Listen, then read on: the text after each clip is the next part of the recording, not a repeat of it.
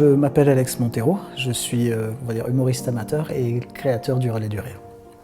Je m'appelle Sylvia Montero et je suis la sœur d'Alex. On a découvert la Fondation Cancer la première fois où notre maman était malade. Elle était en contact avec la Fondation Cancer, elle a eu pas mal de soutien à plusieurs niveaux et donc c'est comme ça qu'elle est devenue volontaire d'ailleurs à la Fondation Cancer. Malheureusement, en décembre 2019, elle nous a quittés. J'ai eu l'idée de créer quelque chose de marrant, peut-être, pour soutenir la Fondation Cancer. L'idée, c'était de ne pas être toujours dans quelque chose de triste ou de pesant ou quoi. Et donc, comme j'étais un petit peu actif dans l'humour, j'ai créé le Relais du Rire en 2018. Par exemple, moi, quand j'ai appelé des potes et que j'ai dit voilà, est-ce que ça vous dit de faire le Relais du Rire, ils m'ont tous demandé c'est où. Quand j'ai dit différemment, je dis carrément. Carrément. Non, mais sinon, pour un humoriste, il faut savoir que tu as plusieurs villes comme ça que tu as envie de faire dans ta vie. Non, tu as des trucs, toi, genre, pour un humoriste, classiquement, tu as New York, Paris, différents.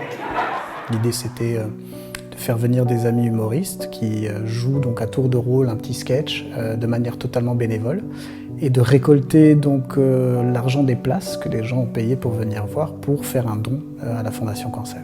Et l'idée, c'est de faire maintenant un Relais du Rire par an, comme le Relais pour la vie existe. L'idée, c'est de faire quelque chose en parallèle, de moins sportif mais plus drôle. Et justement, à l'image de notre mère aussi, qui a toujours quand même su, même dans les périodes les plus difficiles, se relever quand même assez bien et toujours être assez positive et très drôle. C'est quelqu'un qui riait beaucoup et elle aimait l'humour, donc elle aimait se marrer. Donc ça faisait sens de faire ça en fait. J'ai fait autre chose, j'ai fait 2 fois un don de cheveux à 2 associations différentes qui récupèrent les cheveux pour ensuite en faire des perruques pour des personnes qui n'ont pas forcément les moyens d'en acheter une. J'ai laissé pousser mes cheveux pendant 1 an et demi, je crois.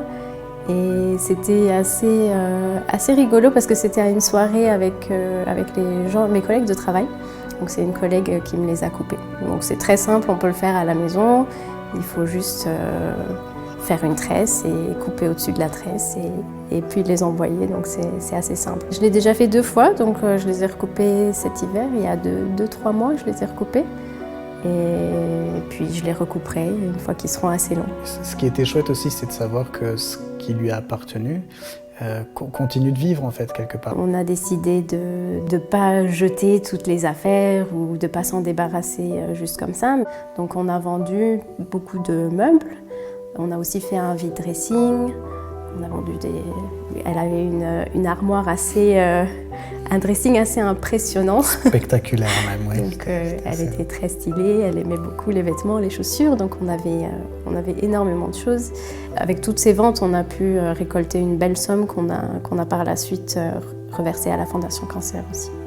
C'était aussi une manière peut-être de dire merci, et quand on sait que tellement de gens sont touchés, directement ou indirectement par la maladie, avec ce genre de choses, ou en postant des photos avec les perruques et tout, c'est sensibiliser aussi à une petite échelle, mais de manière à ce que les gens soient un peu plus conscients de tout ce qui est possible de faire en fait.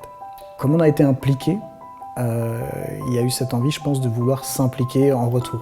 Donc, enfin, moi je le vois un petit peu comme ça. Et donc oui, ça fait du bien d'essayer de faire du bien.